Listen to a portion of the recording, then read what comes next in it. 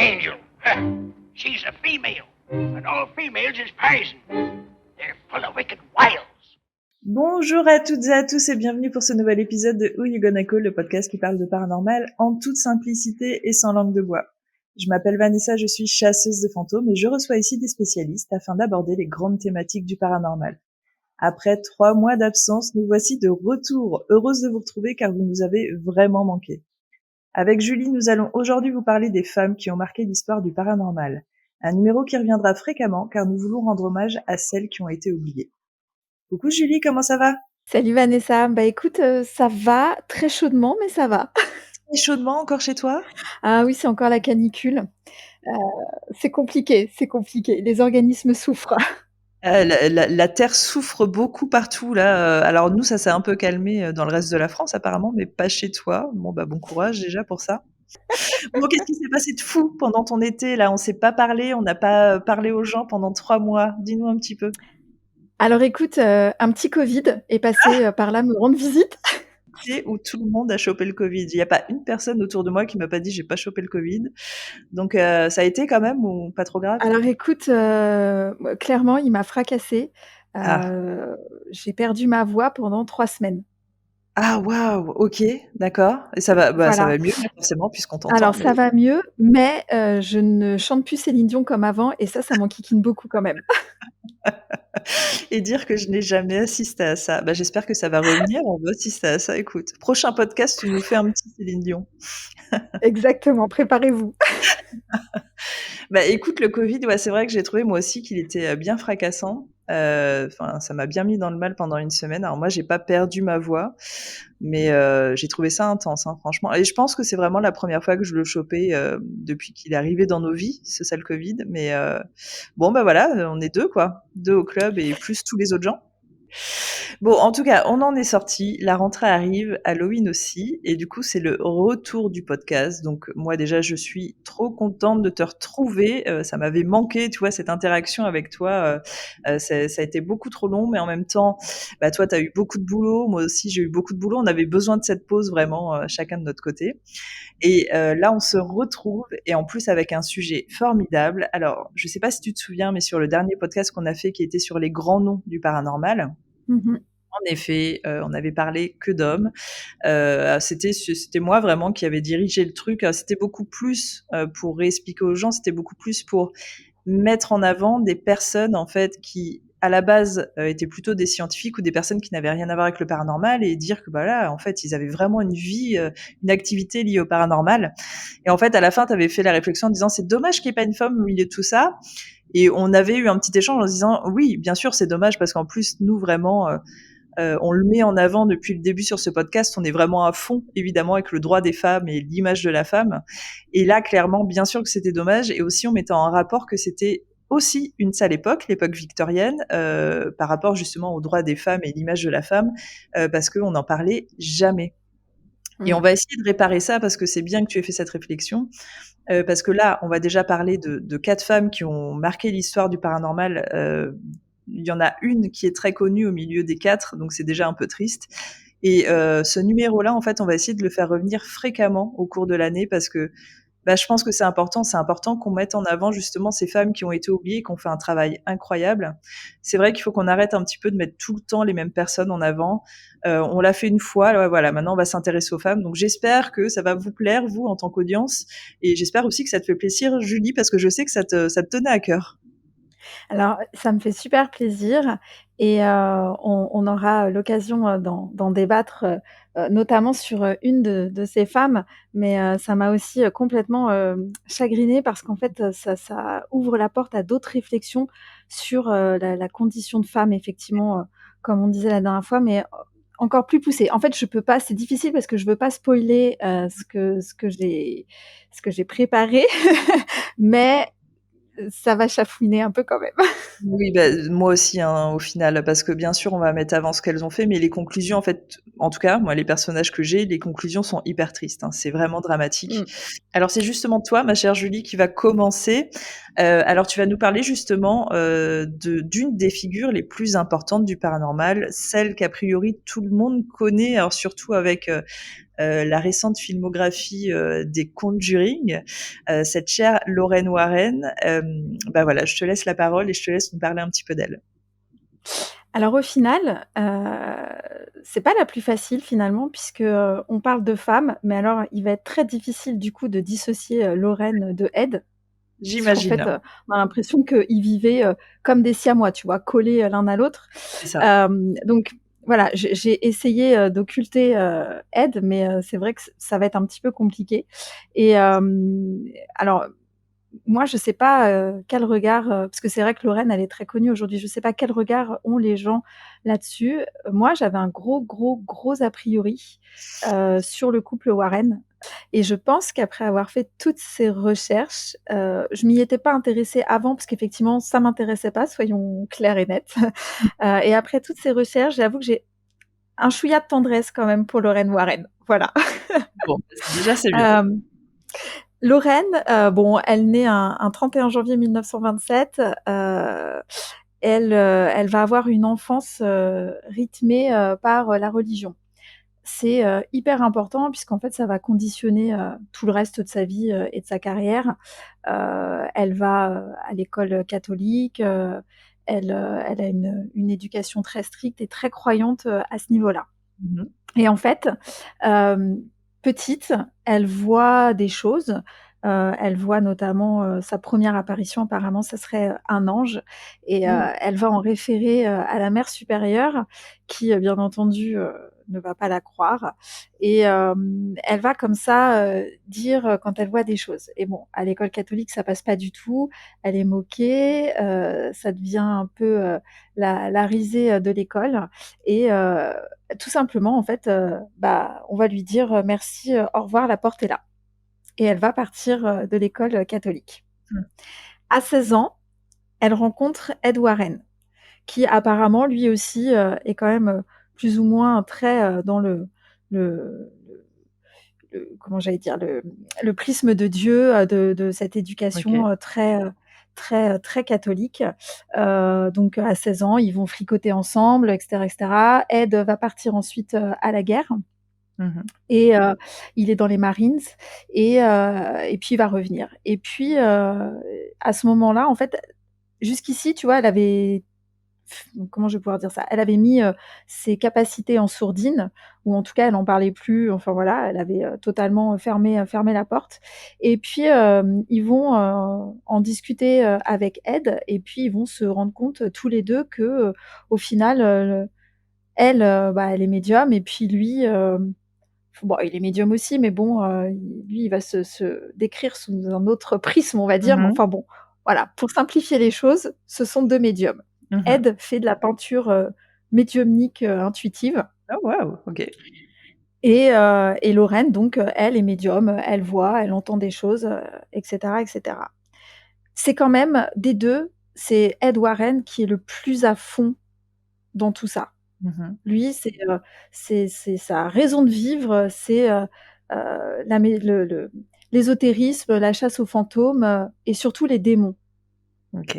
Et je pense que c'est peut-être pour ça que j'ai Mmh. toujours eu du mal avec le couple Warren, c'est que moi, c'est très loin de mon prisme, les démons. Ouais.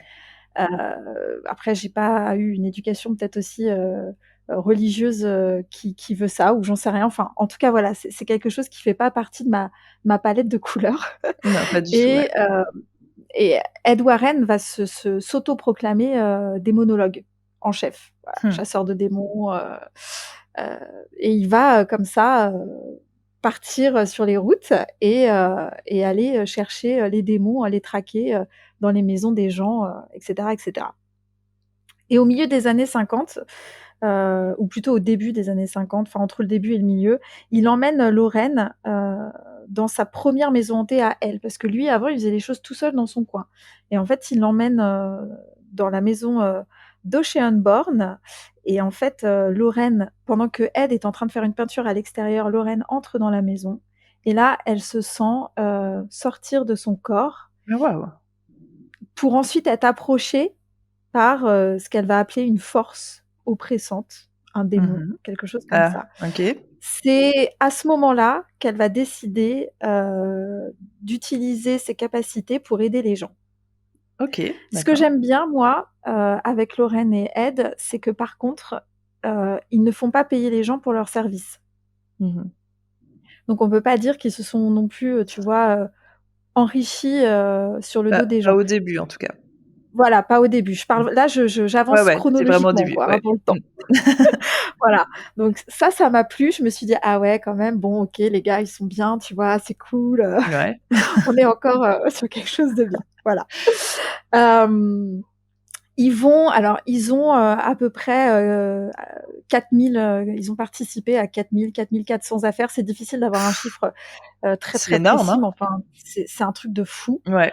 Heu, comme, pour, aujourd'hui, n'importe quel, groupe de chasseurs de fantômes, ils vont dans un endroit. Alors eux, c'est souvent, c'est pas, comme nous aujourd'hui, on fait pas des lieux qui sont, entre guillemets «soit abandonnés», soit, eux, ils font vraiment des maisons, de famille, quoi, tu vois? Des maisons familiales où tu Ouais. as, une famille qui vit dedans, donc ils arrivent, la famille explique, ce qui se passe et puis ils font sortir la famille et eux, ils restent quelques jours dans la maison et ils chassent le démon.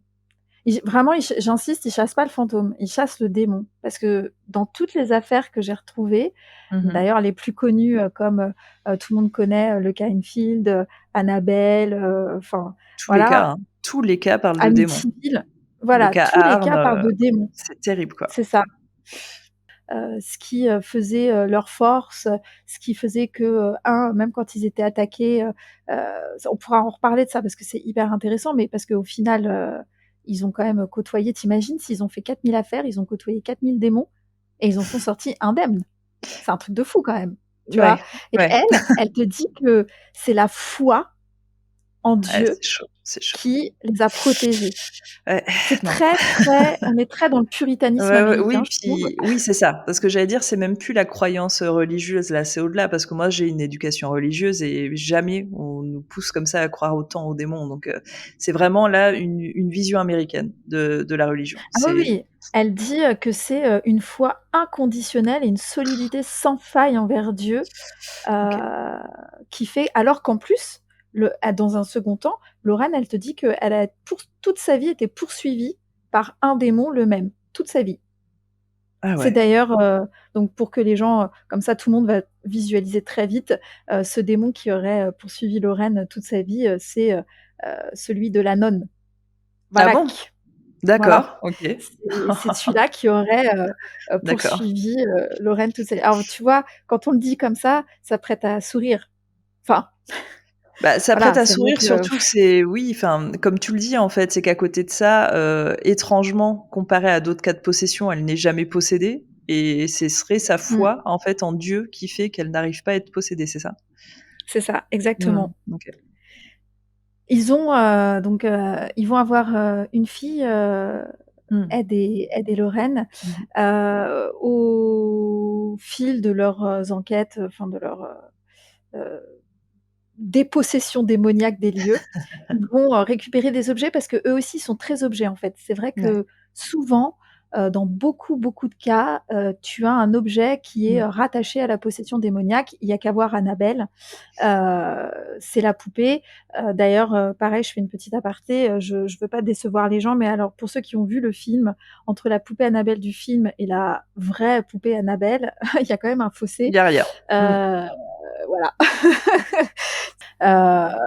Spoiler pour toutes les personnes qui n'ont pas vu Annabelle, n'allez pas le voir, en fait. Ce film est nul. Voilà, heu, pardon, mais j'étais obligée. Bon, non, mais Voilà, n'allez pas c'est dépenser bien. votre argent. Donc, tout ça pour dire que, donc tous ces objets, à chaque, fin de «mission» entre guillemets, ils prenaient l'objet et ils ont décidé, pour ne pas que parce qu'ils avaient quand même, Ed et Lorraine, ils s'érigeaient un peu en Mmh. sauveurs de l'humanité, en sauveurs de Mmh. démons et pour ne pas que ces objets retombent entre de mauvaises mains, ils les récupéraient et ils les ramenaient chez eux dans une pièce spéciale, dont après tout le monde le sait, ils ont fait un musée. Mmh. Pièce qui faisait, effectivement bénir, 1 fois par semaine par un prêtre, et cetera et cetera. Hem, Lorraine, je pense qu'elle est passée, enfin, j'ai lu des petites choses à droite à gauche et on a quand même l'impression qu'avec son, alors je sais pas si on peut appeler ça un métier du coup, mais enfin bon, c'est ce qui a Oui, régi bien quand sûr. même sa vie, quoi. Oui, Donc oui, je voilà. pense qu'il faut pas Euh, hésiter à dire métier, hein. Elle est passée à côté de sa vie de femme, enfin pas de femme, de mère plutôt. Tu vois? Parce que Ah, OK. autant elle est pas forcément passée à côté, de sa vie de couple puisque, bah, ils étaient collés ensemble, hein, tout le temps donc voilà. Mmh. Mais autant, j'ai lu plusieurs interviews en fait, de sa fille et je pense que ça doit être compliqué quand tu es enfant de grandir, dans une maison entourée d'objets démoniaques et de ne pas voir tes parents parce que fatalement, tu te rends bien compte qu'avec 4000 affaires sur une vie, il devait quand même pas souvent être à la maison et finalement, c'est sa Ouais, nounou qui l'a élevé et ouais, pas c'est sa chaud. mère. Mmh. Du coup, voilà, bon, après, c'est chacun ses choix, hein. Oui, bien Après, sûr. voilà, c'était aussi son choix à elle, mais euh, il y a quand même ce regret, je pense, sur sa vie. Alors, moi, je dis que j'ai quand même une petite tendresse pour Lorraine parce que, bon, comme tout le monde, j'ai vu tous les films. Donc, Annabelle n'allait pas le voir, La Nonne n'allait pas le voir. Euh, J'aime bien les Conjuring, ça passe à peu Le près, on va premier dire, était c'est pas mal, mignon. ouais. Mmh. Le premier était pas mal, après, voilà, bon, c'est mignon. J'aime bien parce que tu as Euh, utilisé «c'est mignon» qui ne me ouais. correspond pas du tout. Il y a rien de mignon dans ce film. En fait, là où j'ai de la tendresse, c'est que le personnage de Lorraine dans ces films, qui est joué par Vera Farmiga, Mmh. l'actrice, euh, elle a beaucoup parlé de Lorraine, en fait, puisque Ouais, Lorraine s'est beaucoup impliquée dans les films. complètement. Et a priori, ce qu'on voit de Lorraine euh, est assez juste. Alors moi, je mets des guillemets parce que j'en sais rien, je connais pas Lorraine, Ouais. mais ça vient de l'actrice en fait qui explique Mmh. que vraiment, elle s'est vraiment appuyée. Alors après, c'est comme tout, hein, Lorraine a très bien pu romancer aussi certaines choses, c'est sa parole euh, à elle et son filtre à elle. Mais du coup, c'est vrai que dans les films, elle ressort vraiment avec quelqu'un dont il émane une certaine bonté d'âme, en fait. Je sais pas si tu comprends, toi, quand je dis Je ça, une comprends et certaine... c'est oui, oui, je comprends et c'est exactement ce que je ressens, en fait. C'est pour Mm, ça que ça m'a toujours fait un peu chier de la voir associée à Ed Warren qui, pour moi, ah là là, j'ai failli utiliser un terme très, très vulgaire, mais je vais pas l'utiliser pour le bien du podcast, mais qui n'est pas du tout la bonne personne, en fait, à qui elle aurait dû être associée. Et ça mm, me peine un peu parce que je pense que si elle avait évolué seule depuis le départ, déjà ses cas auraient été beaucoup moins démoniaques, je pense. mm. Et en prime, je pense qu'elle aurait apporté quelque chose d'incroyable et de lumineux dans le milieu du paranormal. Et je pense en fait que ce foutu Ed Warren a eu une putain d'influence néfaste sur elle, son travail à elle, et que voilà, en fait, au final, c'est ça qui est triste. En tout cas, moi, c'est l'image que j'en ai, c'est que je pense que dans le fond, ça a toujours été une bonne personne, mais qu'elle a jamais réussi à se démarquer de son mari. Je pense qu'elle était... Voilà, c'est ça, tu l'as très bien dit, qu'elle était vraiment sous le joug Mm. de son mari et que lui, de par sa personnalité un peu écrasante, Mm. prenait, entre guillemets, la lumière, alors que des deux, il aurait certainement mieux valu que ce soit elle qui prennent la lumière. Et Mm. effectivement, euh, alors voilà, il y a plein de rumeurs comme quoi tous leurs cas, la plupart seraient bidons, ils auraient rien fait, ils auraient inventé des choses. Euh, Moi, j'ai trouvé des choses un peu contradictoires. C'est toujours difficile de savoir où est la Oui, vérité, c'est en dur, fait, bien dans sûr. ce genre d'histoire.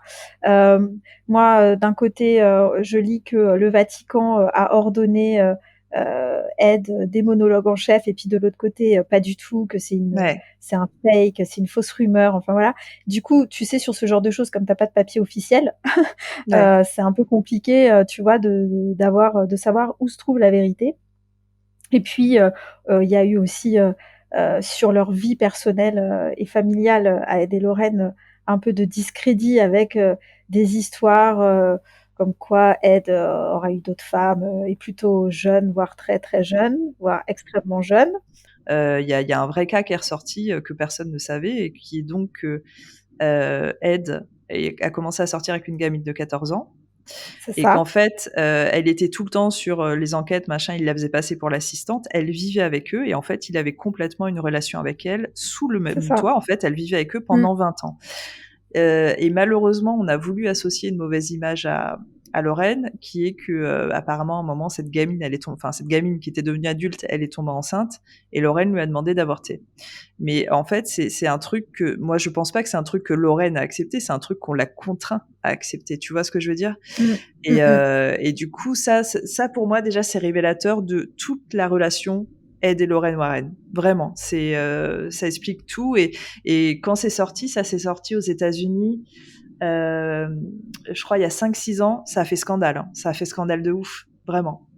De toute façon, en même temps, ça ferait scandale n'importe où dans le monde. Enfin, tu Bah vois? Je veux complètement, dire, complètement, c'est t'imagines, affreux. enfin, je ne comprends pas, mais oui, comme tu dis, c'est révélateur, des personnalités de chacun, mais je peux même pas comprendre, pour moi, c'est tellement inenvisageable, en fait, que Bien sûr. je pense que c'est incompréhensible. On est vraiment sur l'archétype de l'être masculin qui impose ce qu'il a envie de faire, tu vois, vraiment à l'ancienne. Et je pense Mmh. vraiment que Lorraine, elle a pas eu son mot à dire. C'est ça qui me dégoûte, en fait. C'est affreux, quoi. Ouais. Et après, je te dis, ce qui est un peu chiant, c'est qu'une fois que Ed Warren est décédé, c'est le beau-fils de Ed et de Lorraine qui a pris le relais, qui s'appelle Tony Spera, qui est Tony donc le Spera, mari de sa ouais. fille, tout à fait, à qui moi j'ai eu affaire, qui est un sale bonhomme. Mmh. Alors pour expliquer vite fait l'histoire, c'est qu'il y a 6 ans maintenant, j'avais organisé un voyage aux États-Unis, que j'étais en discussion avec lui parce qu'à l'époque on pouvait encore visiter le musée, maintenant on peut plus. Ils vendaient les billets extrêmement chers, mais on pouvait visiter le musée, voir Annabelle, tout ça, et voilà, je l'avais inclus dans mon séjour. On s'était mis d'accord, j'ai payé un acompte.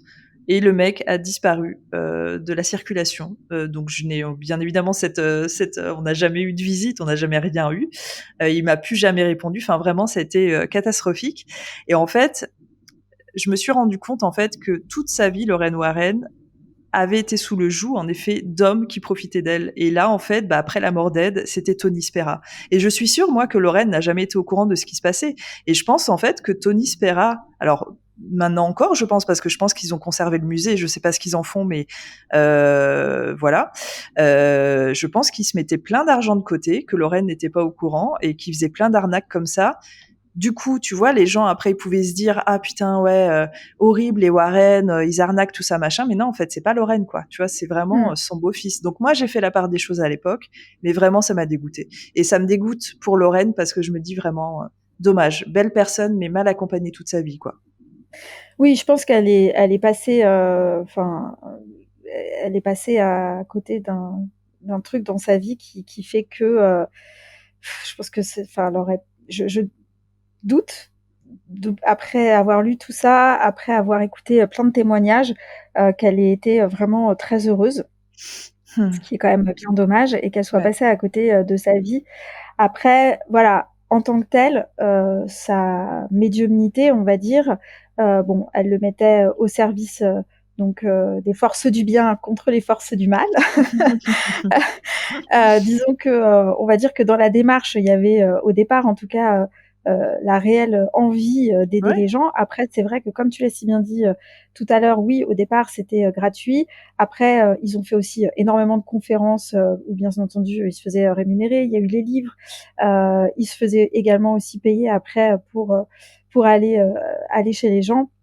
Ouais. Hem J'ai de la tendresse pour Lorraine et en même Oui, temps, t'as raison. de dire voilà, de dire que, en fait, ça va être compliqué, de dire qu'elle a fait des grandes choses, en termes médiumniques parce que Hmm. c'est vrai que, encore une fois, le prisme démoniaque, Valak, la nonne, tout ça, moi, c'est pas enfin, Oui, c'est pas puis ma voilà, came. puis elle est associée toujours à des cas qui n'ont en effet, comme tu le dis, c'est improuvable aujourd'hui que ça se soit passé ou non. La seule chose C'est qui est ça. étrange, c'est que sur tous ces cas, le pire, c'est qu'ils avaient, une bonne méthodologie de base, hein. C'est-à-dire qu'ils n'allaient jamais seuls, en fait, sur ces cas-là. Ils étaient toujours Oui. accompagnés d'un policier, d'un prêtre, de témoins, d'une équipe technique avec des caméras. Mais de tous ces cas, donc tu vois, tu l'as dit tout à l'heure, il y en a 4000. Alors peut-être qu'après, sur les premières, bien sûr, il y avait pas tout ça. On va dire, allez, même sur 100. Sur 100 cas, il y en a Il y a aucune image qui existe. En tout cas, aucune image consultable. Donc peut-être qu'après Tony Spera au musée, tout ça, il y en a. Ça se sait pas.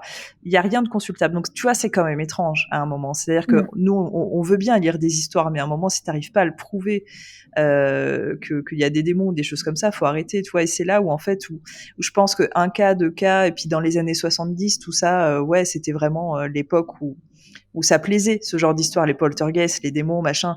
Les gens vraiment ne voulaient que ça. Mais après, au fur et à mesure du temps, je pense que pour les gens, c'est devenu un petit peu genre rédhibitoire en se disant, mais attends, c'est bon, c'est toujours les mêmes histoires, toujours des démons, toujours des machins, et en prime, il y a aucune vidéo, donc c'est bon en fait à un moment. Et c'est là où ils ont perdu en crédibilité. Je pense même avant la mort de Ed. Hein. Oui, ça et puis, certains, cas, très, connus, sur lesquels, ils ont Ah bah oui, participé, je pense à Amityville. 2 notamment, Amityville, voilà, et le cas Enfield aussi. Ouais.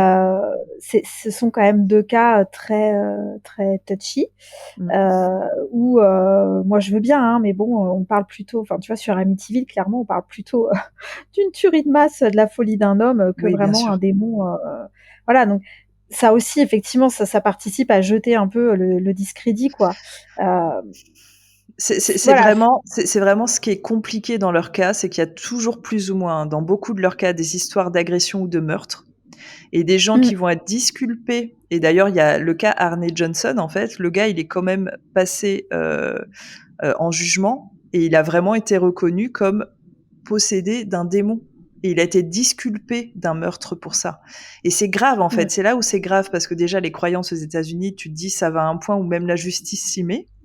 Mais c'est là où tu vois, où il pouvait avoir un impact qui était vraiment biaisé et très très mauvais pour la population, c'est que à partir du moment où tu laisses passer un message comme ça, c'est très très grave. En fait, non, c'est juste des personnes qui étaient schizophrènes ou je sais pas, tu sais, la Oui, tout psychiatrie, à c'est fait. arrivé hyper tard en fait, et il y a des choses qui n'ont pas été décelées, je pense, et c'était des malades quoi, tout simplement. Et c'est C'est ça, horrible en fait de faire passer des démons derrière, hein. C'est pas possible.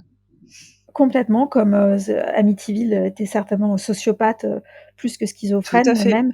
Mais enfin, voilà, donc du coup, c'est vrai que tout ça, c'est difficile et puis comme, Lorraine, était une médium mais qui faisait pas, tu vois, elle allait pas faire de la médiumnité, en one shot, en face à face avec quelqu'un, pour lui parler, de son grand-père ou elle allait pas faire, de la médiumnité Ouais. publique ou, tu vois, des choses comme Ouais. ça. Du coup, eh ben, c'est vrai que c'est très difficile d'avoir Ouais, ouais. un avis, tranché. Je me dis, peut-être qu'elle était, vraiment médium et qu'elle a vu des choses et que, Oui, ça par contre, moi, elle a j'en suis quasiment voilà, persuadée qu'elle avait des capacités. Maintenant, je te dis juste, elle était très mal c'est entourée et je ça. pense qu'on l'a poussée. Et même après, tu sais, je pense que c'est même plus les gens qui l'a poussée. Je pense que elle, en fait, elle avait dû se conforter dans Se l'idée que son convaincre? rôle c'était Ouais, ça. Et du coup, bah, qu'elle bien voyait sûr. des démons partout, qu'elle voyait de la possession, des choses comme ça. Et elle était tombée dedans, quoi. Donc après, c'est trop tard, tu vois, quand t'as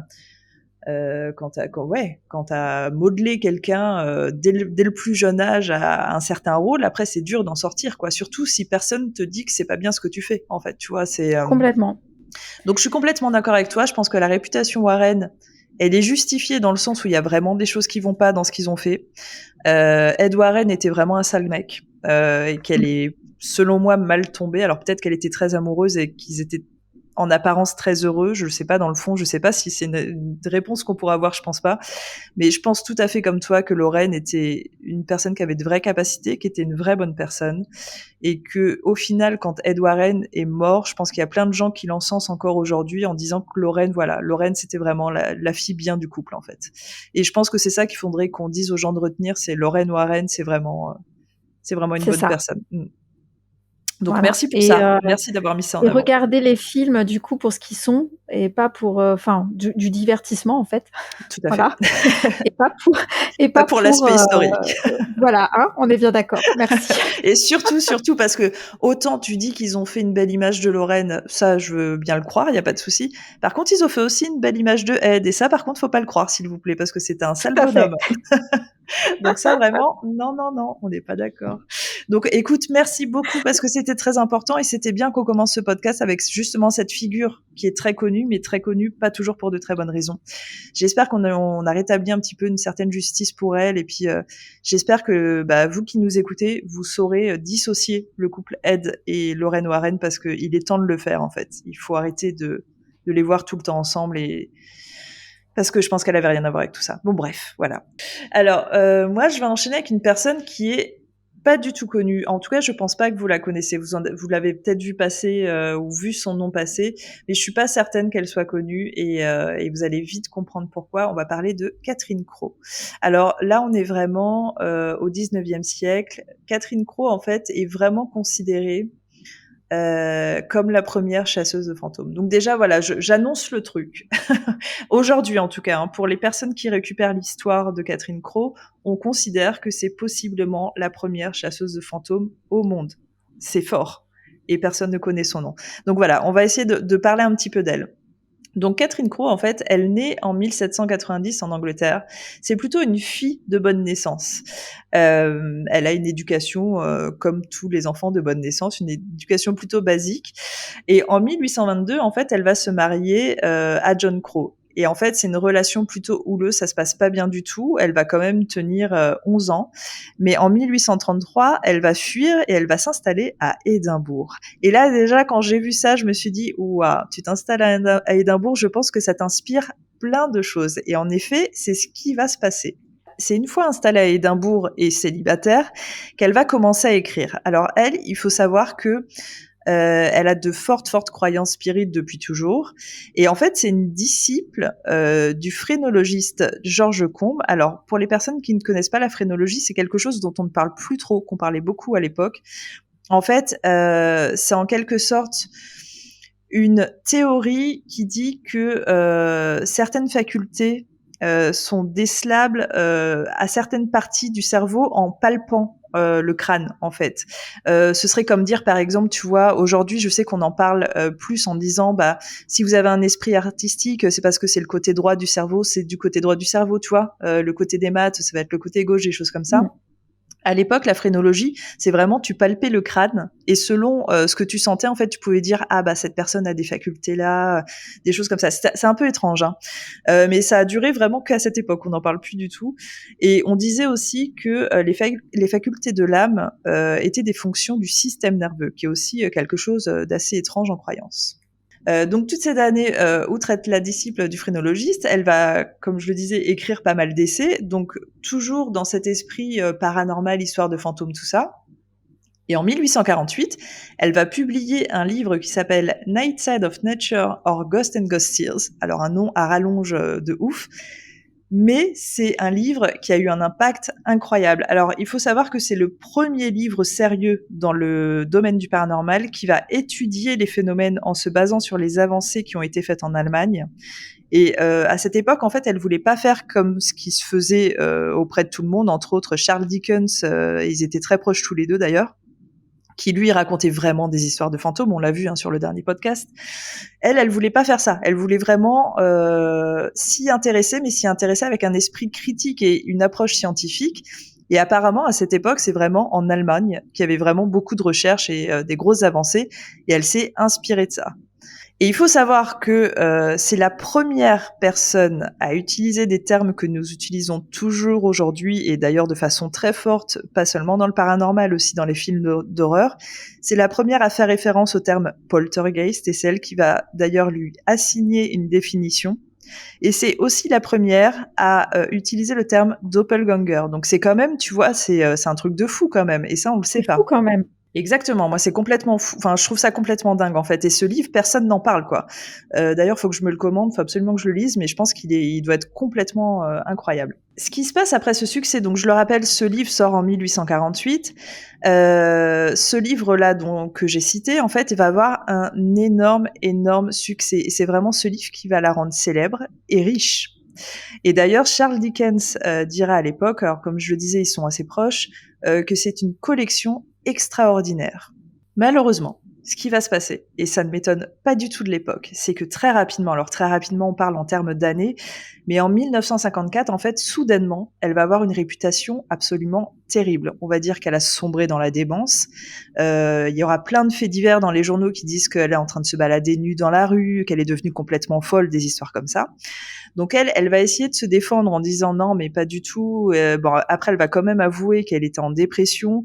Et aussi, malheureusement, et je pense que c'est ce qui va lui faire défaut, qu'elle est hantée par des esprits.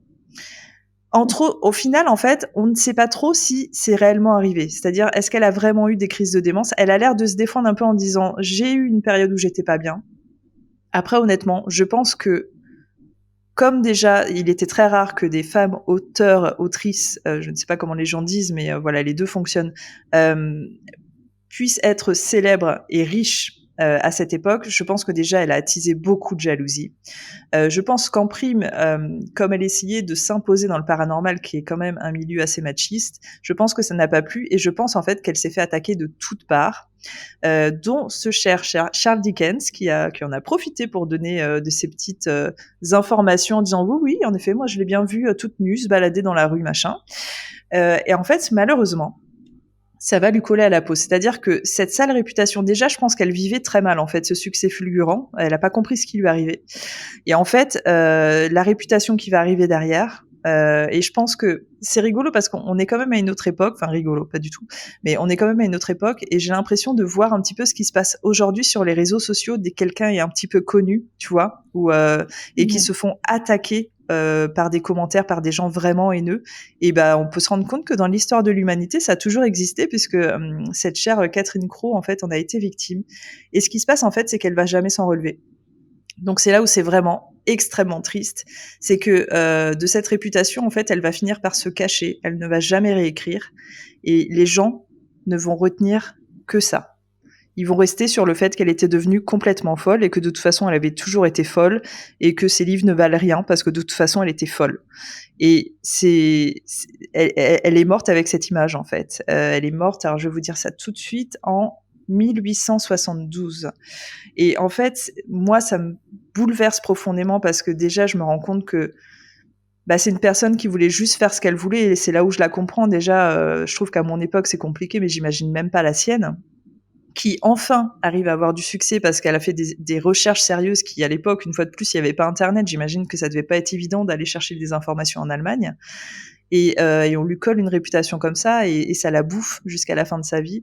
Et au final, c'est pour ça que je dis aujourd'hui, c'est un nom qui n'est pas connu, parce qu'en fait, on a fait en sorte que ce nom soit oublié, au même titre que son œuvre, en fait.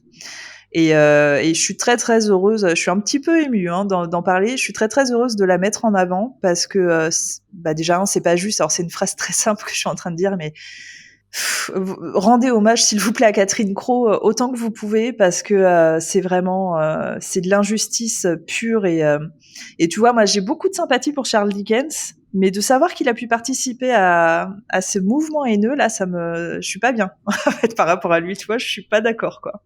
Quelle naze, quelle naze. Ouais, vraiment. Moi, je t'écoute et franchement, ça me fout les nerfs parce que c'est toujours la même histoire, quoi. C'est insupportable. Et puis, quand bien même, tu vois, on peut ne pas trouver d'acquaintance ou ne pas aimer. Comme je t'ai dit, moi j'avais un a priori sur Lorraine, mais c'est pas pour ça que je vais aller lui déverser ma haine au visage, quoi, en fait. Exactement. Et moi, ça m'interroge par contre sur autre chose, où je me pose des questions parce que, comme tu l'as si bien dit au début, personne ne la connaît, personne ne sait qui c'est, alors que quand même la nana, elle a, c'est elle qui amène le poltergeist, le doppelganger, etc., etc. Mais du coup, je réfléchis en même temps, mais je me dis, tous ces gens-là, hyper connus dans le milieu du paranormal, les chasseurs de fantômes, qui parlent eux-mêmes de poltergeist, qui font des recherches, etc., etc., ils recherchent mal, c'est pas possible. Ça c'est sûr, et ils recherchent surtout ce qu'ils veulent, en fait, tu vois, c'est-à-dire que c'est pour ça que je dis que le milieu du paranormal est un milieu machiste, et en même temps, je veux dire, c'est comme tous les milieux, malheureusement, il y a très peu de milieux qui se disent féministes, mais eux, ils vont chercher. Enfin, d'ailleurs, en fait, je pense, c'est là où je te dis, ils font même pas de recherche, c'est que je pense qu'ils utilisent ces termes sans essayer de comprendre d'où ils proviennent en fait. Et il y a une personne actuellement aux États-Unis, une personne féministe évidemment, qui essaye de rétablir l'histoire de Catherine Crowe. Elle se fait défoncer la gueule. Hein. Elle se fait défoncer la Fou gueule quand même. parce qu'elle essaye de... Et ça veut dire qu'encore aujourd'hui, des enquêteurs masculins n'acceptent pas qu'on puisse dire que Catherine Crowe ait pu être la première chasseuse de fantômes. En plus, on le dit pas avec assurance, on dit juste c'est possible parce que vu l'époque, machin, puis elle a quand même fait des choses importantes. Juste putain, les gars, est-ce qu'on peut pas juste applaudir quelqu'un par rapport à ce qu'elle a fait? On s'en fout, féminin, masculin, c'est pas possible en fait. Ça n'arrête pas, ça n'arrête jamais en fait. Donc ouais, c'est vraiment décevant quoi. Parce que qu'est-ce que ça peut faire qu'aujourd'hui, en 2022, ça soit une meuf, il y a 150, 200, 300, j'en sais rien ans, qui est la première à avoir amené... Qu'est-ce qu'on s'en fout, en fait? C'est pas grave. Enfin, tu vois, que ce soit une Bah, nana ou un j'imagine que mec ça doit l'être pour eux en ou un fait. poney, en fait. Ça m'énerve, pardon. Non, mais moi, je suis révoltée et j'imagine que ça doit l'être pour eux. Alors, il faudrait échanger avec quelqu'un de profondément machiste pour comprendre sa pensée. Mais je pense que eux, de toute façon, leur raisonnement, ce serait que c'est faux. De toute façon, Ouais, c'est bon. complètement faux. Bon, en tout cas, moi, je pense que voilà, rendons justice à Catherine Crowe, essayons de citer son nom au maximum et peut-être ce que je vous invite à faire, parce que je suis quasiment certaine que son livre est trouvable, achetez son livre. Acheter son livre. Alors, à mon avis, ça va renflouer les caisses d'une maison d'édition qui est tenue par un homme, malheureusement. Mais en ayant un livre avec son nom chez vous, là, je pense qu'on va lui rendre un petit peu hommage, tu vois. Ça s'appelle Night Side of Nature or Ghost and Ghost Tears. Voilà. Alors, moi, j'ai trouvé le livre sur le méchant Amazon. Voilà. J'allais dire, ça m'étonne pas, et en même temps, c'est peut-être ce qu'il y a de plus simple. C'est vrai qu'Amazon, voilà, on est d'accord, c'est peut-être pas le plus parfait, mais en même temps, pour des livres anciens comme ça, il y a sur des ce éditions type-là, récentes il y qui aura se retrouvent qu'Amazon. sur Amazon, donc pour une fois, faites-le, et pour les autres livres, allez chez les petits libraires. Voilà. Donc voilà pour Catherine Crowe. Alors toi, maintenant, tu voudrais nous parler d'un autre personnage qui aussi a été assez connu, mais je pense qu'il y en a plein d'autres qui font découvrir. Tu veux nous parler de qui? Alors moi, je vais vous parler de Zappia Palladino. Et alors, autant j'ai commencé en disant que bon, voilà, j'avais l'impression que Lorraine, elle avait une jolie bonté d'âme et tout. Autant la Eusapia, j'aurais pas voulu la croiser, hein. Moi, je te le dis. Ah, tu m'apprends quelque chose, je veux Parce que la savoir. vache, elle avait l'air d'avoir un caractère bien trempé. D'accord. Alors, bon, Eusapia, elle naît en 1854, comme ça vous situe à peu près où est-ce qu'on se trouve.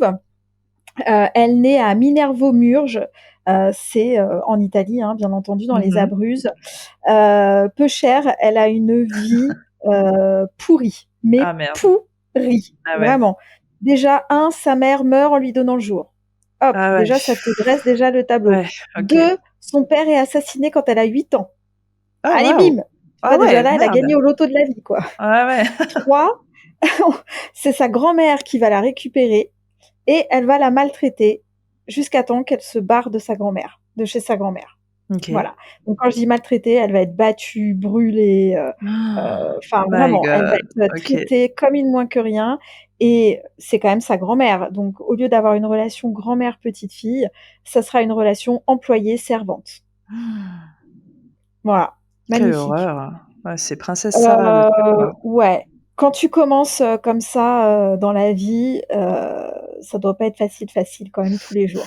Ouais, peut-être pour ça aussi qu'elle a un sacré caractère. Peut-être que, tu vois, la vie qu'elle a eue en étant jeune a fait que, bon, voilà. En plus, elle a des traumatismes. Alors, certainement c'est pas exprimé comme ça, mais certainement dû aux maltraitances de sa grand-mère. Elle a quelques traumatismes. Donc, elle a un traumatisme au pied gauche qui fait qu'elle boitera légèrement. Elle a aussi son champ visuel réduit, certainement de coups sur la tête, tu sais, au bout d'un moment, bon, voilà. Donc, elle voit pas très, très clair. En tout cas, elle voit pas comme nous, en fait, en globalité. Et puis, pour la cerise sur le gâteau, elle est diabétique. Oh mince. Ah non, mais elle a vraiment gagné sa vie. Alors, à l'époque, ça pauvre, devait être hyper compliqué. Alors, je pense même pas que tu as l'info, mais diabétique à l'époque, déjà aujourd'hui, c'est compliqué. Oui, La pauvre. déjà aujourd'hui, oui, tout à fait. Et puis, alors, ils disent aussi que dans son caractère, Elle est alors ça fait sourire. Bon, on dirait plus ça aujourd'hui, hein, bien entendu, mais remettons dans le contexte de l'époque, hein, 1854, elle est décédée en 1918, donc vous voyez, c'est quand même, il y a quand même quelques années et au niveau de la médecine, on n'était pas encore, au niveau où on est, actuel. Mais ils disent d'elle qu'elle est de type hystérique. Oh là Si là tu là veux tout savoir. là. Putain, c'est pas Voilà, possible. cataleptique et épileptoïde. Ah non, mais vraiment, cette pauvre Zappia, moi je lui transmets toute mon amitié parce que Ouais, là, sincèrement, déjà, ne serait-ce j'ai que mal pour au cœur. ça, ouais. Exactement. Donc, vers 16 ans, sa grand-mère, la vend, la donne à Mais d'autres maîtres, en quelle fait, pour aller faire horreur! la servante. Mon Voilà. Dieu.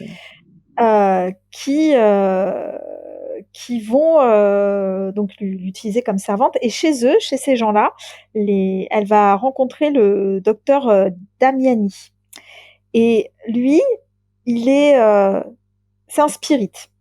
OK. Là, on remet époque victorienne, tout ça, spiritisme, table tournante, on se remet bien dans le contexte. Mmh. C'est à la mode, et cetera et cetera et c'est lui alors et j'ai trouvé ça, en fait, très comment dire? Disons que nulle part j'ai trouvé qu'elle avait des capacités de médium dans son Ah la enfance et vache. cetera et cetera. Certes. OK. Toutes les infos Mmh disent mh. que c'est lui, Damiani, qui lui a appris à faire la médium.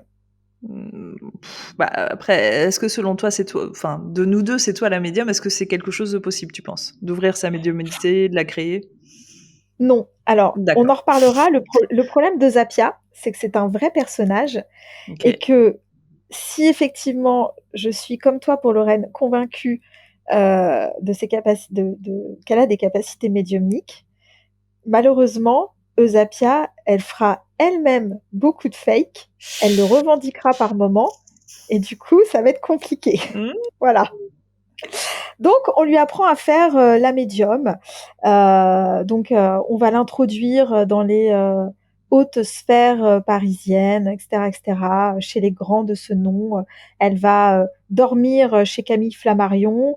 Elle Mmh. va dormir à l'institut, métapsychique de Pierre et Marie Curie qu'on avait vu la dernière Mmh. fois. Elle va vraiment, naviguer, dans ces soirées, spirites, tables tournantes et donc elle va, commencer à faire, la médium, en fait. Voilà. Elle va, participer à plusieurs expériences. Elle va en Mmh. fait, elle va arriver, elle va exercer sa médiumnité dans un moment où, on cherche à trouver des explications, Ouais. rationnelles ou pas, hein, mais en fait, on cherche à trouver des explications sur ce qui se passe. Mmh mh. C'est-à-dire, quand je dis rationnel ou pas, c'est, on veut pas démontrer à tout prix que la médiumnité, c'est du fake, c'est pas ça, mais on veut pouvoir comprendre comment fonctionne la médiumnité. Donc par exemple, avec Pierre et Marie Curie, on va, lui poser, des électrodes sur la tête, on va lui mettre un sac et on va lui demander de faire la médium et Ouais. puis on va noter ce qui se passe. Tu vois? C'est pour comprendre eux, ils veulent comprendre comment le cerveau fonctionne. Est-ce qu'il y a une heu quelque chose en fait, dans le cerveau de certaines personnes qui fait que ça va mieux Mmh. marcher que chez d'autres et cetera OK. et cetera. Sauf que, alors rappelons-nous pareil, la médiumnité, c'est plutôt un truc de femme parce que c'est, Mmh. la À l'époque, en tout cas. sensibilité et cetera. À l'époque, hein, oui, oui, hein, je parle toujours à Mmh. l'époque. Mmh. Donc c'est un truc de femme, la sensibilité, machin, patin couffin, mais ceux qui étudient les phénomènes, ce sont des hommes Voilà, toujours. et ça Enfin, en tout voilà. cas, en apparence, une fois de plus. Tout à fait et ça va donner place quand même à beaucoup de dérives Mmh. qui, moi, m'ont scandalisée, m'ont choquée, m'ont outrée, tu vois? Sous le prisme aujourd'hui de Ouais. 2022, Mmh. je vraiment ça m'a mais grave saoulée. Mmh. Il y a plein d'archives sur Rosa Palladino. Si vous allez chercher sur internet, il y a beaucoup, beaucoup de photos qui ont été prises, sur les séances, ou de table tour alors elle faisait tout, Rosa hein, donc table Mmh. tournante, médiumnité, écriture, intuitive, écriture automatique, et cetera et cetera et elle faisait des séances, d'ectoplasme. Alors, il va falloir que j'explique ce que c'est. C'est c'est très compliqué parce que alors moi aussi ça fait pas trop partie, de mon champ, parce que c'est très bizarre. Les je parle des ectoplasmes de cette époque, hein, qui étaient très bizarres. Tout le monde a au moins déjà vu passer une photo sans savoir ce que c'était, mais je pense que si Ouais. tu traces un petit peu ce qu'on peut voir visuellement, les gens vont comprendre. Bah, on dirait un espèce de boudin de verre, je sais pas trop De quoi. grands mouchoirs qui sortent du nez ou de C'est ça, c'est ça. Sauf que chez Euzappia et chez quelques médiums femmes aussi de l'époque de Zappia, hein, c'est pas que pour elles, mais c'est vraiment sur cette époque-là, les ectoplasmes, c'était sur les seins ou sur la Mmh foufoune. mh. Ah là là là là là là. Du coup, ils obligeaient, pour leurs expériences, Qu'elle toutes soit ces nue? médiums et Euzappia en faire partie, qu'elles soient nues. Ouais, Mais what the fuck, les gars, ouais, qu'est-ce qui super. vous est passé par la tête à ce moment-là, en fait? Putain, ça dégoûte. Si vous cherchez ces photos, donc vous verrez effectivement des photos d'ectoplasmes qui sortent, ou des tétons, ou, euh, du vagin, ou sur le pubis. Alors on ne sait pas pourquoi, c'était forcément sur les attributs sexuels, alors qu'un Si, ectoplasme, on sait pardon, mais pourquoi. ça peut être n'importe comment, n'importe où. L'ectoplasme en soi est discutable, mais si, on sait vraiment pourquoi. C'est juste qu'à un moment, en fait, Oui, c'était en effet quelque chose qui était tenu par des hommes et que, bah, eux, c'était l'image de la femme qu'ils avaient. La femme, c'est quoi? C'est bon à quoi? C'est bon à faire la cuisine et c'est bon, parce que c'est excitant. Donc on va la foutre à poil et voilà, c'est des médiums à poil, bah, n'importe quoi, ça me dégoûte. tout à fait. Et bon, moi, ça, j'avoue, ça m'a quand même pas mal révoltée parce que je vois pas. Enfin, bon, bref, ça n'apporte Mmh. rien en plus, Non. ni à la science, ni à quoi que ce soit. Euh, et puis bon, remettons aussi dans le contexte. À l'époque, il y avait beaucoup de photos, mais il y avait aussi beaucoup de fake au niveau des My God, photos. oui. Voilà, c'est aussi la période du fake, hein, on est bien d'accord. Donc c'est voilà, tout ça est à mélanger dans un chapeau et il faut prendre un peu de recul, Ouais, c'est même compliqué. beaucoup de recul, et en garder vraiment que la substantifique moelle, hein, voilà. C'est ça, la Ça vous fameuse. rappellera un ancien podcast, ça, hein. D'ailleurs, ça aussi, c'est un truc très typique masculin de cette époque, même encore de la nôtre, hein, cela dit, mais tu vois, la manière dont on la décrit, elle est, c'est une femme d'aspect fort ordinaire, brune, de taille un peu au-dessous de la moyenne, âgée d'une quarantaine d'années à l'époque, pas névrosée du tout, mais là, c'est Flammarion qui dit ça quand même, donc bon, on peut comprendre pourquoi lui dit ça. Plutôt un peu lourde de chair. Bon, Voilà, ouais, avis de la poésie, oui. n'est-ce pas? Flammarion, elle va beaucoup traîner avec lui, effectivement. Lui, quand je dis qu'elle a un sacré caractère, lui dira que personne n'ose jamais rien lui dire parce que ils ont tous peur des terribles colères qu'elle peut piquer. Mmh. Elle est capricieuse, colérique. Ah, c'est fou. Ah ouais, elle est vraiment. C'est une sacrée bonne femme avec un sacré tempérament. Et donc, je le disais tout à l'heure, lors de séances, elle va elle-même faire du fake avec Mmh. des fils qu'elle tire, mais qu'elle va assumer, en fait, Mmh. réellement.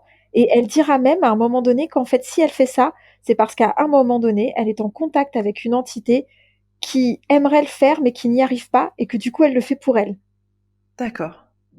J'ai trouvé ça assez fou, en fait. Ouais, je trouve ça très très hypocrite et c'est Je vraiment Voilà, c'est pour ça que je dis qu'encore une fois, c'est difficile. Oui, elle avait des capacités, médiumniques parce que sur certaines choses, voilà, c'est indéniable.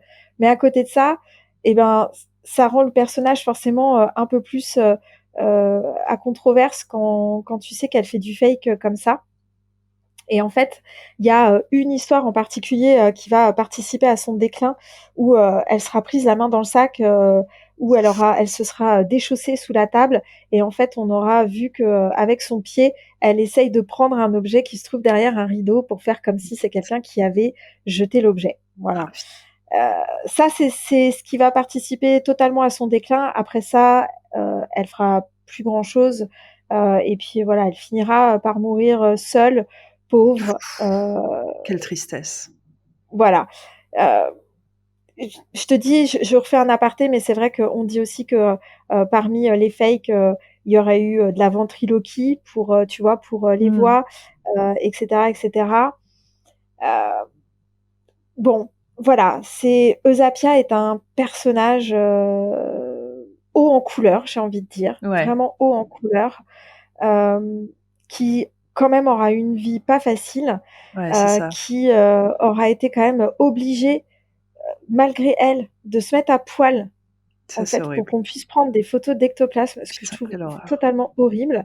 Non. Et peut-être que ça peut expliquer et même presque pardonner son caractère un peu colérique Oui. et tu vois, et les crises qu'elle pouvait piquer parce que bah, quand tu vis ce genre de choses, quand tu vis tout ça, sincèrement, je pense qu'il y a quoi comprendre derrière que bah, à un moment donné, t'en aies un peu marre et que t'aies envie d'envoyer bouler tout le monde, quoi. Bah, il y a ça et puis il y a aussi le fait qui a relaté de ces crises, d'hystérie et de caprice? Est-ce que c'est des hommes? Tu vois? Déjà parce C'est que des bon ça hommes. ouais, bah, voilà, eux, ils sont déjà bons à voir qu'on fait des caprices tout le temps, et 2 en effet, tu vois? Peut-être qu'elle en avait marre, enfin, en effet, d'être sous le joug d'hommes en permanence qui lui demandent de faire des trucs salaces, à poil et machin et en fait, je vois très bien le truc, une fois, elle a dû gueuler, en fait, en disant: «C'est bon, machin» et que ça lui a collé à la peau, en fait, comme tout ce qu'ils faisaient à l'époque, Mm. dès que quelque chose leur plaisait pas. Donc ça se trouve, Non, et c'est même puis en pas plus, justifié, quoi. on la mettait nue. Moi, j'ai retrouvé des archives d'elle où elle était à poil avec un sac sur la tête, quoi. Ah Sérieux, putain, oui, je vois très c'est bien cette photo. horrible. Mais c'est horrible. Non, mais est-ce que vous vous rendez compte de l'état, Non, mais la tu vois, de ce que violence, ça peut faire, quoi, la la violence, ouais. violence. Mais moi, j'avais lu un article, témoignage d'elle, d'ailleurs qui avait été relaté par Philippe Charlier. Parce que Eusapia, en fait, il faut savoir que Eusapia, nous, on la connaît très bien dans notre milieu parce que pour nous, c'est un immanquable, en fait. Elle est hyper connue. Halimi, on en parle beaucoup. Ça fait partie d'une des figures qui, a priori, serait la plus fiable quand même. C'est elle d'ailleurs qui a fait les fameux moules avec les mains qui Oui. seraient des mains de personnes décédées. Mais en fait, ce qu'il faut savoir, c'est que Zapia, en effet, elle a été extrêmement connue à cette époque. C'était vraiment la reine de la scène. Elle ne faisait que ça, en fait. Elle faisait énormément de séances publiques, elle faisait énormément de séances privées. Bref, elle ne faisait que ça. Elle était extrêmement connue. Et dans un article, surtout à la fin de sa vie, parce que comme tu le dis, malheureusement, elle a une fin de vie catastrophique où elle a été abandonnée par tout le monde, seule, voilà.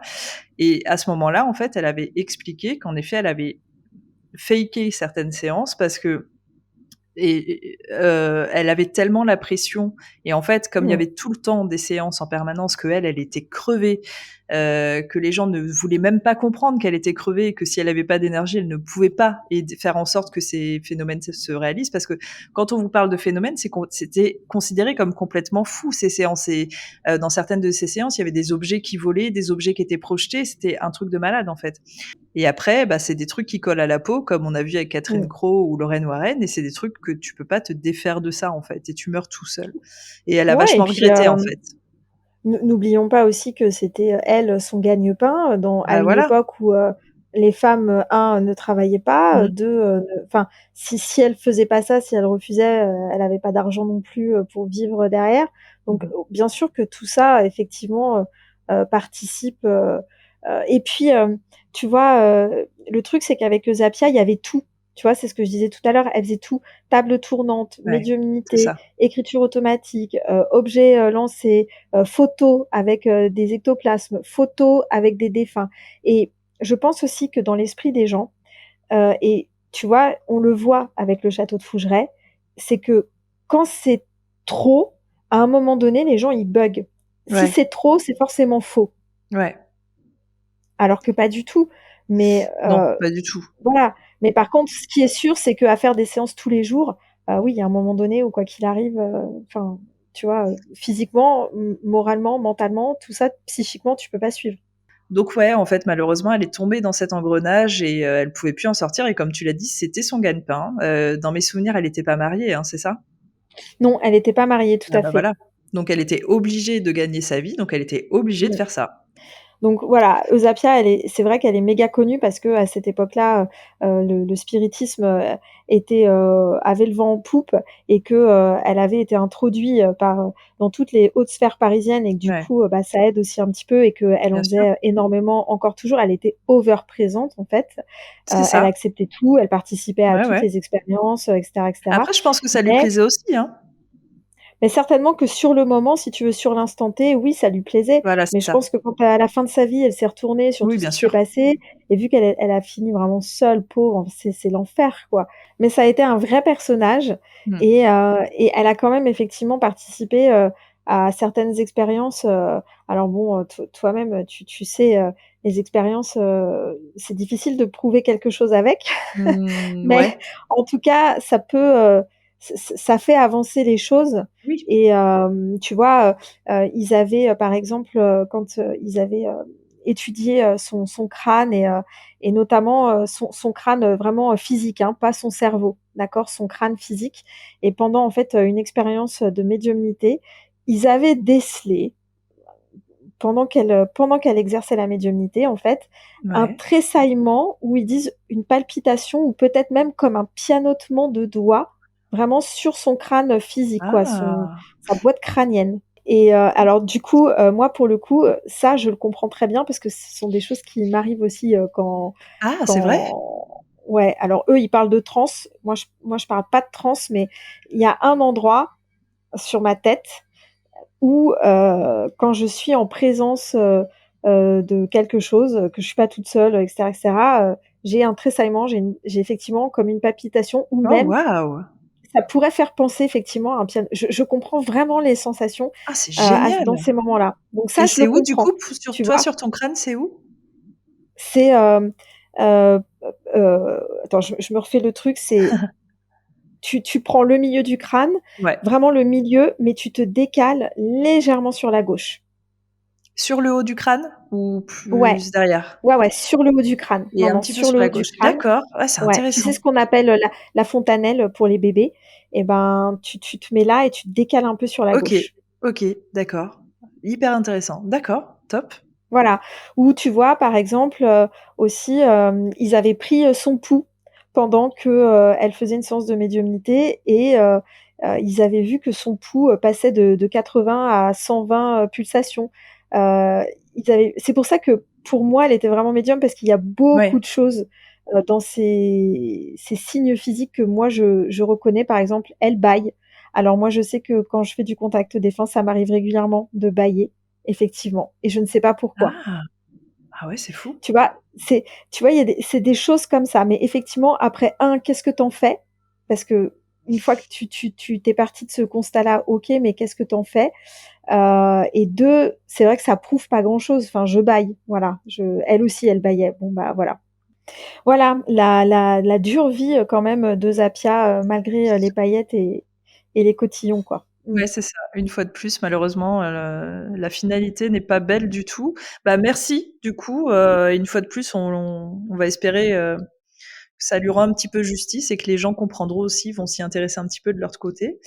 Moi, je vais terminer avec une personne, c'est pareil, je pense que je vais dire le nom et les gens ne vont pas du tout savoir qui c'est, qui s'appelait Eleanor Sidgwick. Alors, on est toujours au 19e siècle. Eleanor naît en 1845, aussi en Angleterre, tout comme Catherine Crowe, et c'est aussi une fille d'une famille importante de bonne naissance. Et elle, en fait, dès son plus jeune âge, en fait, elle va avoir un intérêt pour les mathématiques. Elle a aussi un intérêt pour la littérature, les langues étrangères, tout ça. Et très étrangement, en tant que jeune adulte autour de ses 20 ans, elle va se retrouver femme de ménage de son frère. Alors ça m'a fait halluciner. Je me suis dit: «Mais comment une fille de bonne famille finit à faire ça?» Alors les parents étaient morts, elle n'était pas mariée et du coup, elle se retrouve à faire le ménage chez son frère. C'est vraiment, tu sais, la femme à tout faire, quoi. Elle accueille les invités, elle fait les ménages, elle fait les lits, tout ça. Ouais, hallucinant, et du coup, bah, évidemment, elle a pas continué, elle, son éducation parce qu'elle travaillait, mais son frère, en fait, qui s'appelle Arthur, va quand même mettre un point nommé à lui dire: «OK, tu avais quand même un vif intérêt pour les mathématiques, c'est dommage, reprends tes cours». Donc ça déjà, je trouve ça cool, mais après on va dire c'est son frère, donc c'est peut-être normal, peut-être qu'avec les frères et sœurs, il y a peut-être une sorte de on se pousse, vers le haut, je sais pas. Mais là, du coup, il lui dit: «Vas-y, reprends tes cours, tu continues à faire le ménage, mais tu reprends tes cours de mathématiques» et c'est ce qu'elle va faire.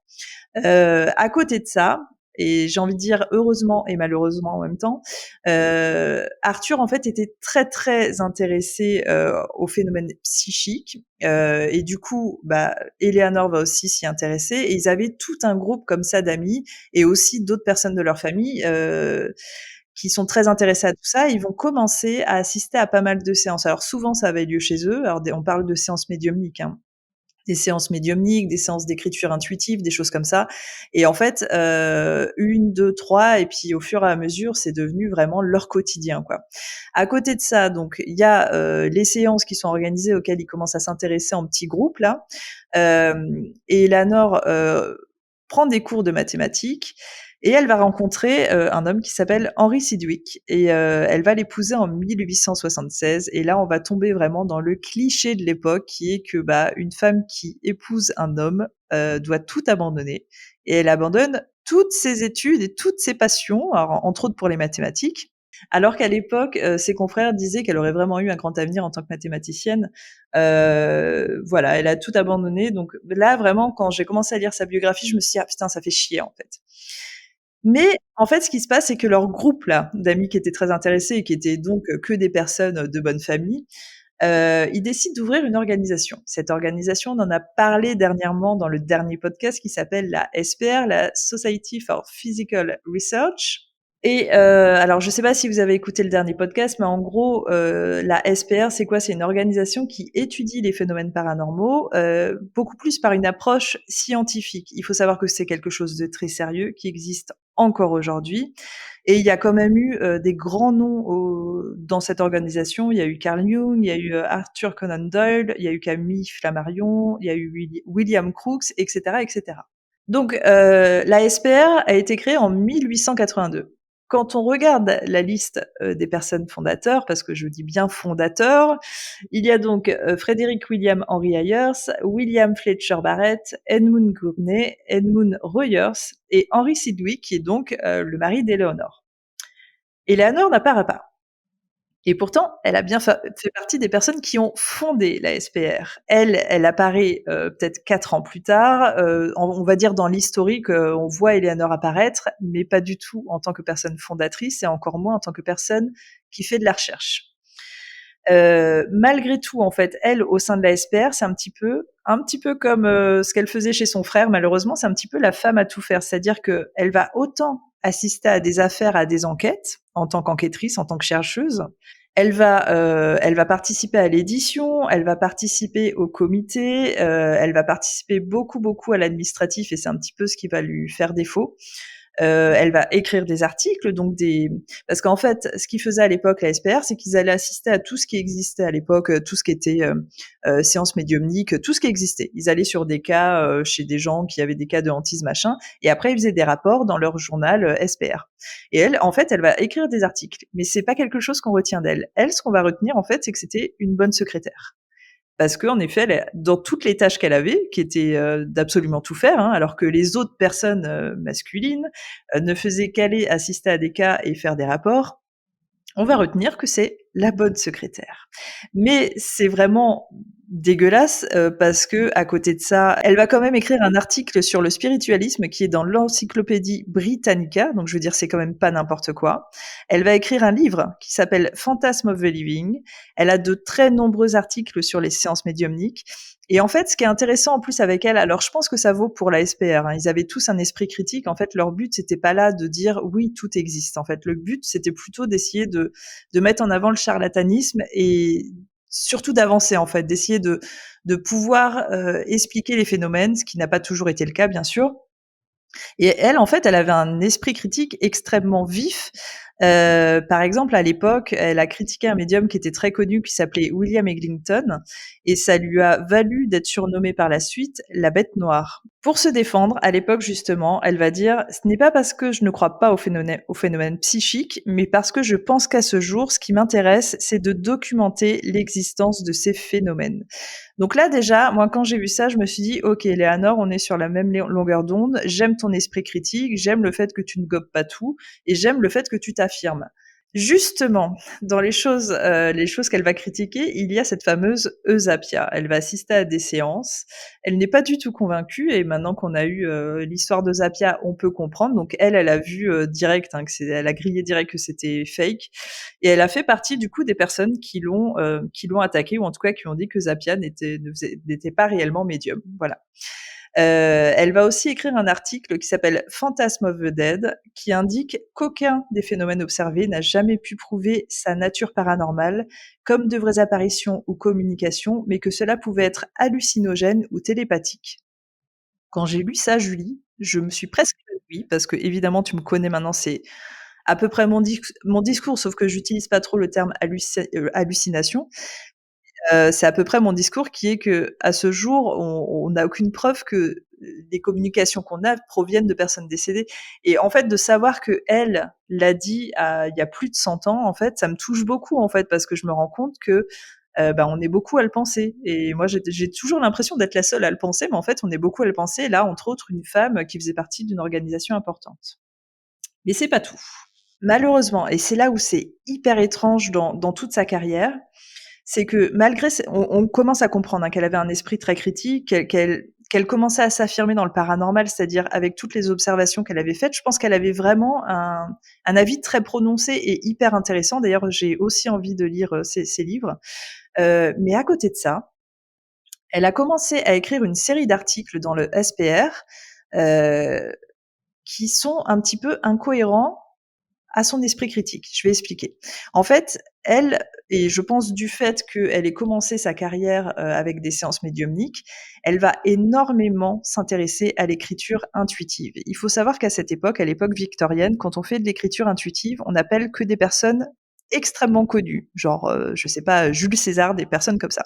Parce que, selon les personnes qui faisaient les séances d'écriture intuitive à l'époque, c'était le seul moyen d'avoir la preuve que la vie après la mort existait. Et c'est exactement sa croyance. C'est-à-dire que elle, pour démontrer que la vie après la mort existe, il faut faire de l'écriture intuitive, qui pour moi, c'est vraiment le truc que tu peux faker le plus, en fait. Donc j'ai du mal à comprendre, en fait, comment elle a pu se retrouver de ce côté-là. Et en fait, et c'est là, je te dis, où c'est le bât blesse, c'est que elle aurait pu le garder pour elle ou tu vois? Non, en fait, elle va avoir cette sorte de série d'articles, en fait, où en fait, elle va créer une série de correspondances où, d'article en article, en fait, tu suis une histoire avec des personnages récurrents. Et en fait, elle, de séance en séance, elle avait des communications, qui apportaient des histoires, machin, et elle crée une sorte de fil conducteur comme ça autour de ces communications qui ont l'air à la fois d'être des fictions, machin. Et en fait, je pense que ça va fasciner les gens au départ et qu'elle va vite perdre son public et elle va finir par surtout se faire attaquer elle-même, de fraude, d'inventer tout ça, machin, que son médium parce qu'en fait, ce qui se passe, c'est qu'on se rend vite compte qu'en fait, le présumé médium qui fait les trucs spirites, est quelqu'un de leur famille. Enfin bref, ça tourne au vinaigre et au milieu de tout ça, son dernier article, le dernier qu'elle va rédiger, est encore un article avec ce genre d'histoire. Et je trouve ça extrêmement dommage parce que j'ai l'impression qu'elle s'est perdue à essayer de démontrer quelque chose avec ces histoires d'écriture intuitive qui pour moi sont indémontrables en fait. C'est impossible, l'écriture intuitive. Alors qu'elle avait, je pense, elle avait bien démarré sa carrière et une fois de plus, et comme toutes les autres personnes qu'on a citées tout à l'heure, ce qui reste d'elle et vraiment c'est ça, hein, quand on fait des recherches sur Eleanor Sidwick, c'était la secrétaire de SPR et c'est horrible en fait de l'associer, de minimiser son rôle au sein de la SPR alors qu'elle l'a créée, elle a été là depuis le début, elle a apporté énormément de choses, un esprit critique et maintenant non, on a juste envie de retenir que c'était la bonne secrétaire de la SPR. Donc voilà, une fois de plus, moi c'est un bon moyen pour moi de lui rendre hommage, et j'espère aussi que vous allez vous intéresser un petit peu à elle parce que l'ASPR, autant tout le monde connaît, enfin tout le monde connaît, nous dans le milieu du paranormal on connaît, donc déjà vous pouvez vous y intéresser parce que c'est pas mal ce qu'ils font et que ça existe toujours, mais essayez plutôt d'aller voir les femmes parce qu'il n'y a pas eu qu'elle, hein, il y a eu d'autres femmes, mais elle vraiment elle était là au début et c'est vraiment triste. Eh ben, c'est bien triste encore une fois, je trouve et après peut-être que son truc d'écriture intuitive, peut-être qu'elle a fait ça aussi, pour essayer de se démarquer et pour essayer, tu vois, d'exister, plutôt que d'être reléguée, au rang, de la bonne secrétaire et c'est peut-être ça qui l'a perdue effectivement. Je pense en fait qu'elle croyait vraiment profondément que c'était là qu'elle allait avoir sa preuve en fait et je pense que, cette sorte de correspondance qu'elle a maintenue parce que ça a duré des années, hein, qu'elle a maintenue, je pense que pour elle, c'était vraiment le truc qui allait changer le cours de l'histoire et en effet, peut-être en effet, par rapport à sa condition de femme et ce qu'on lui attribuait en tant que rôle, elle s'était peut-être dit que le vent allait enfin tourner et pas du tout en fait, malheureusement, pas du tout. Ça m'inspire un mot de la fin, si tu me le permets, qui est totalement improvisé. On attribue à Talleyrand ce célèbre proverbe qui dit que derrière chaque grand homme se cache une femme. Je pense qu'on devrait quand même dire plutôt que derrière chaque homme se cache une grande femme. Allez, bravo, on applaudit, on se lève Voilà, tous pour c'est tout, le rideau. Voilà, Jules. allez hop. Non, non, mais t'as raison. Et en fait, d'ailleurs, les hommes qui sont un peu moins machistes que les autres le disent souvent. Ils disent souvent que s'ils en sont arrivés là, c'est parce que derrière, il y avait une femme qui avait énormément d'influence, qui était derrière eux, en fait. Malheureusement, c'est ça le problème, c'est arrêter de mettre les femmes derrière, en fait. On a besoin qu'elles soient devant parce que les femmes sont formidables. J'espère que ce format vous a plu. Alors moi, j'ai adoré. Toi, je sais pas, Julie, putain, ça me Oui, fait un moi aussi. putain d'en parler des femmes comme ça. Ça fait du bien. On a l'impression de remettre un peu l'église au milieu du village, comme on dit. Et puis, c'est bien de leur redonner cette notoriété qu'elles ne devraient pas avoir perdue.